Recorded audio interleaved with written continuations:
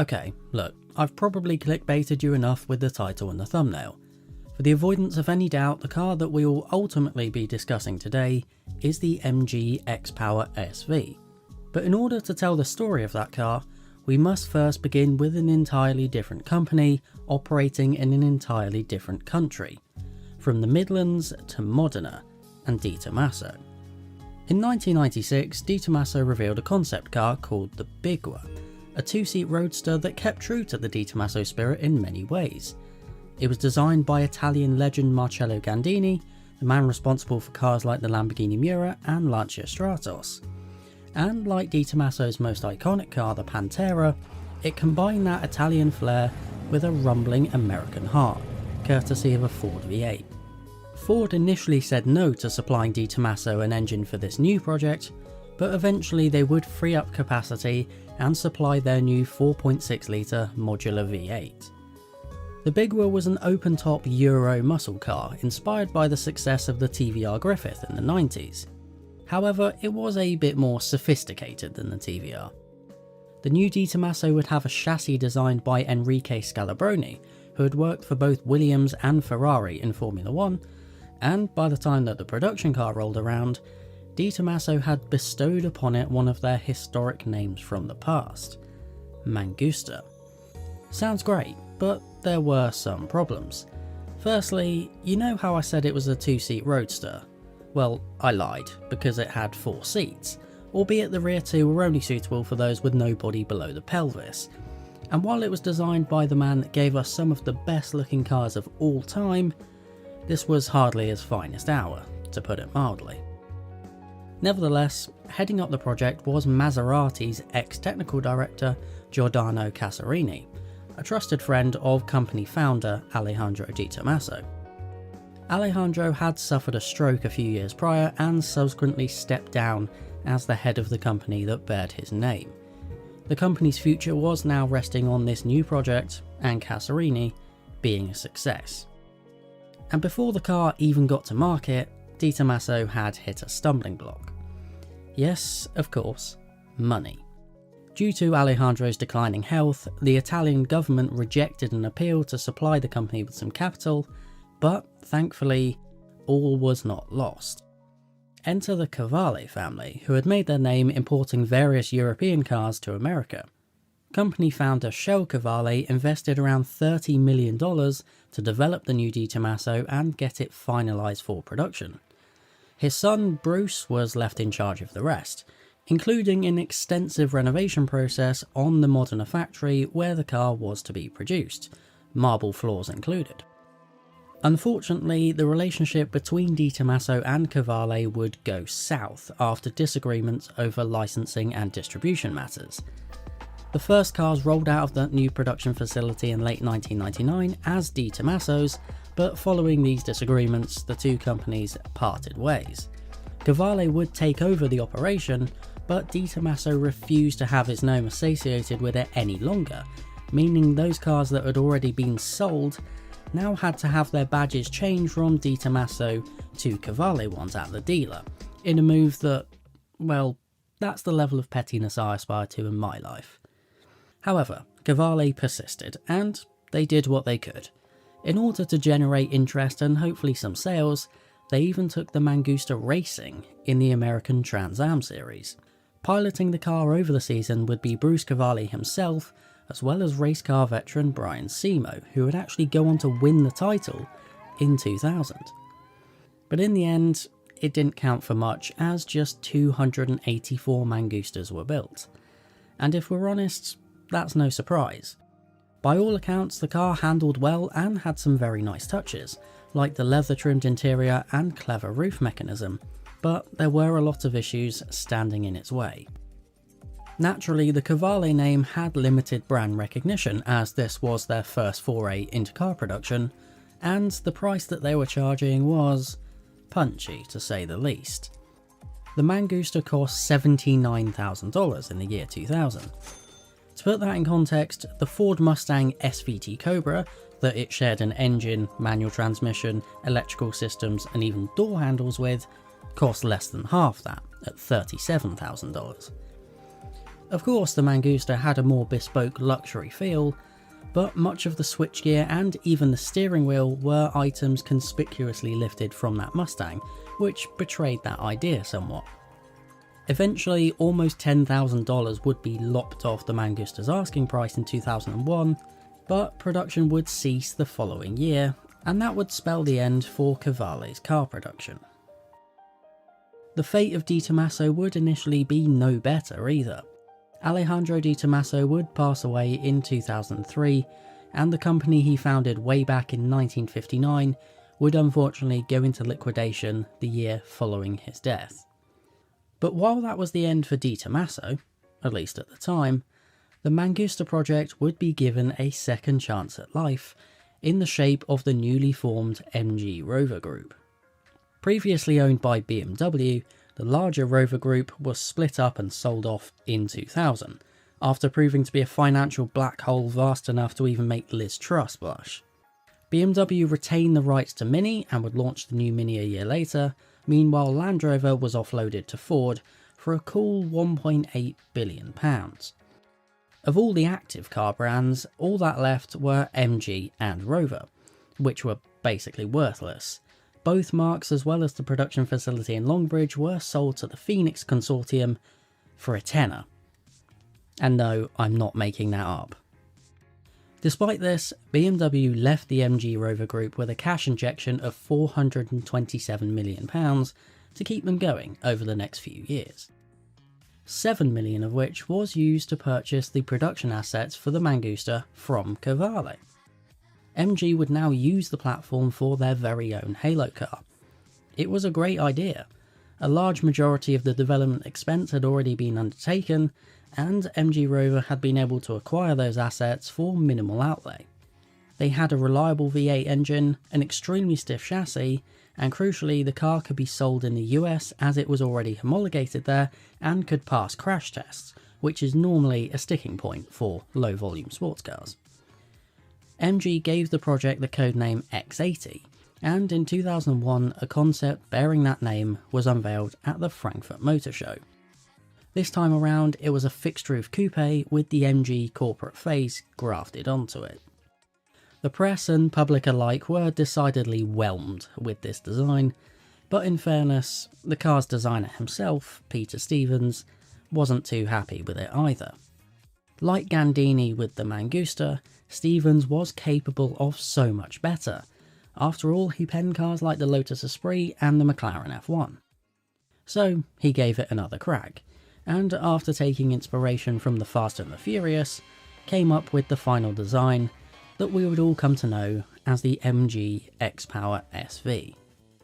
That design went from a clay mock-up to a production car in just 10 months, and the final production car was revealed in late 2002 at the Birmingham Motor Show. MG would use Cavalli's Italian factory, but initially their plans were much grander, aiming to produce 10,000 cars a year. Mercifully though, they laid off whatever the hell they were smoking to think that was achievable, and scaled things back. Same story with the car's projected price tag, cut from £100,000 to £65,000. This was to be a much more hardcore take on the platform than the Mongoose was. The project was handed over to MG Sports and Racing Division. The body weighed 100 kilograms less than the Mangoose's thanks to the use of carbon fibre, and the engine would be available in various states of tune. More on that in a second. But during the car's reveal, the public reception was much better this time around, and MG went on to make some very bold claims regarding the car's performance. The base car would use the standard 4.6 litre V8, which was rated at 320 horsepower. But MG claimed you could basically have as much power in your XPower SV as you liked. They said there would be a 465 horsepower version that could top 200 miles an hour, and if you were feeling really brave, you could specify the 765 horsepower engine from MG's record-breaking ZTT estate. That wasn't the only motorsport link either, as MG took the XPower name racing, running Lola LMP2 cars at Le Mans, as well as forays into touring car racing. But truth be told, that was a dubious use of funds. Sure, MG was the sporting arm of Rover. Their core lineup consisted of little else but slightly sportier versions of those aging Rover family cars. But the hope was that the SV would get customers in the dealerships regardless and have that halo effect on the rest of the range.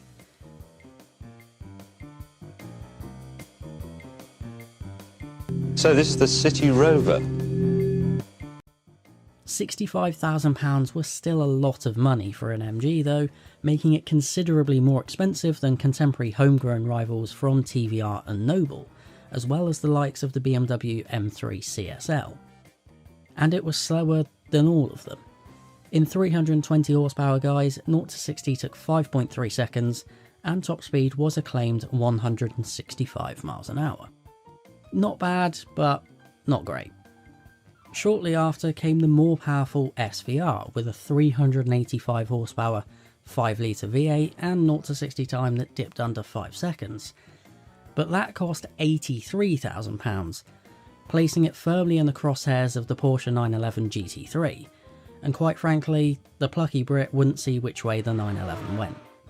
The price couldn't really be lowered though, for the car's production process was as convoluted as this script. The body panels were made in the UK, then sent to Turin to be hammered into shape. Next stop was Modena, where the chassis was built in the former Di Tommaso/Cavalli factory, before a mostly completed car was shipped back to Birmingham for the finishing touches. No fewer than 6 companies contributed to the process, including parts from Fiat. The headlights were yoinked from a Punto and the tail lights from the Fiat Coupe. What a cocktail, eh? Italian electrics combined with the loving attention to detail of a bunch of Brummies. Oh, that's not very good, is it? Piss off, Darren. 3 o'clock on a Tuesday, look, you ain't gone on strike yet. Overall though, while the interior let the car down somewhat, reviews from the press were positive once they finally got to drive the car in production guise in 2004. The handling and general driving experience were praised, but the ownership experience definitely left some question marks, thanks to shoddy build quality and reliability concerns. Now many also may know of the car thanks to its appearance on an early episode of Top Gear, where it was also positively reviewed by Jeremy Clarkson, even if it did try knocking him out. But then in the studio segment following the review, one of the biggest myths about this car was perpetuated. The claim was that MG would sell a tuned up version of the SV with a nitrous oxide kit that would take the car to just shy of 1,000 horsepower. That was BS for a number of reasons that we'll get into, but it must be said I don't really blame Clarkson or the show here. Firstly, Jeremy was probably concussed, and secondly, the misinformation came directly from MG themselves. When the car was revealed at the 2002 Birmingham show, someone from the marketing team had put this claim into the car's official press release material. I guess it wasn't just the car's designer that spent a little too long watching The Fast and the Furious. But there was no reason for the press not to take this claim as gospel, considering it came straight from the horse's mouth. Except for the fact that it was of course completely unachievable with the standard engine, or even the 5 litre Roush-tuned one from the more powerful SVR. And then, the unthinkable happened. Someone actually ticked the box to have their MG fitted with the nitrous kit. Awkward. Right, have a seat. I need to have a word with you. I'll stick the kettle on. Fucking hell. Here we go. Aye, steady on, matey. I'll have to give you some bloody nitrous of this, right? Twat. Faced with this tricky situation, MG phoned up Brian Luty, the man that was responsible for sourcing those Roush engines from the US, and broke the news that someone wanted the nitrous kit. Luty had to make it abundantly clear that while he could do it, he could take the SV to 1,000 horsepower, it would be like any other custom tuning job, meaning that the owner could kiss goodbye to their warranty and about £40,000.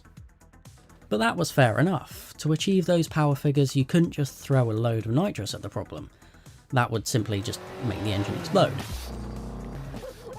The engine would need to be completely rebuilt, a stronger gearbox fitted, as well as a pretty beefy supercharger. Not to mention the modifications needed to the bonnet and to the bodywork to make that even all fit.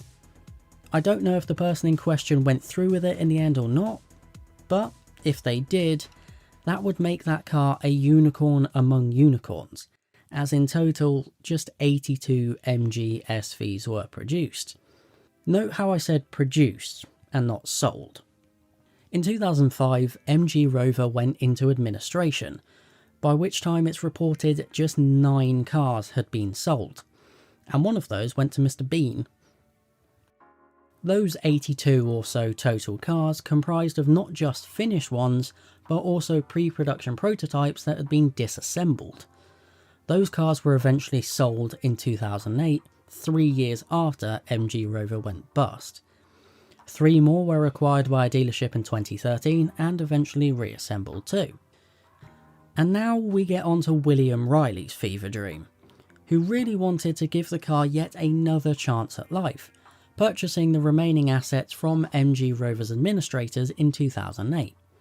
He formed a new company, MG Sports and Racing Europe, and modestly named the car the MG XPower WR, after himself.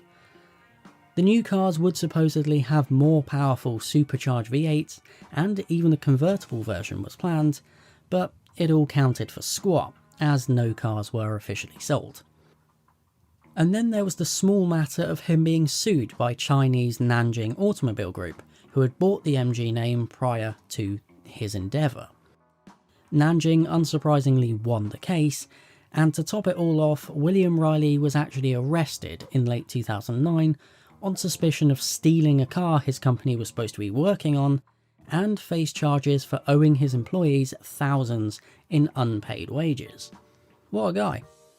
The theft charges were dropped in 2011, but the dispute with his employees continued, and the banks repossessed his workshops, meaning he had to use his own home as the company's base.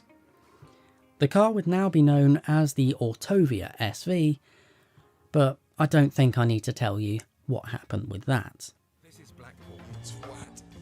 Okay, now we come to the "Where are they now" section of the video, where I just want to briefly touch on where these companies ended up, as in the first instance, this project killed almost everything it touched. We'll start with Cavalli, and while the Mongoose was their sole attempt at producing their own car, the Cavalli Auto dealership group is still active to this day, and from what I can tell, Bruce Cavalli is still involved with the business that his dad started in 1948. Unfortunately, Shell Cavalli passed away in 2013. And on a similarly morbid note, following the death of Alejandro Di Tommaso and his company going into liquidation, there were a few failed attempts at a reboot. The trademark was first bought out in 2009 by a former Fiat executive, and in 2011 they revealed the Deauville concept car at the Geneva Motor Show. This didn't get off the ground for a number of reasons. Firstly, it's hideous, and secondly, the aforementioned company executive was sentenced to 5.5 years in prison on fraud and embezzlement charges. Nice. However, in 2014, the company started anew after being bought out by a Hong Kong-based investment firm led by Norman Choi, who also bought the ex-Gumper brand Apollo. In 2019, they unveiled the gorgeous P72, and deliveries will finally be commencing this year now that the car is finished. Just 72 will be made at £1.6 million each. Despite that though, it will still use a Ford V8. Finally, we get to MG, and not much really needs to be said here. As I alluded to earlier, MG went into administration in 2005, and the SV was seen as symptomatic at the problems at MG at the time, with their questionable use of cash. They blew their pocket money from BMW on the shiny sports car project, when they probably should have really focused on their core lineup and keeping their mainstream products competitive to ensure their survival. Like I mentioned, they were then bought out by Nanjing Automobile Group, who in 2009 would merge with SAIC, who were owned by the Chinese government. And of course, they've had a massive resurgence in the intervening years, after a rocky start.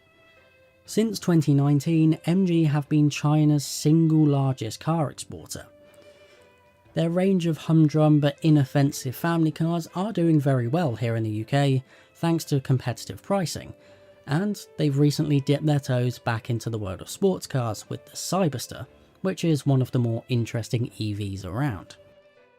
The company could not be more different from the days of the SV, and well, it actually is a completely different company, just one that happens to bear the same name.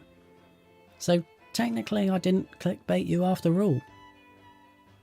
Thanks for watching.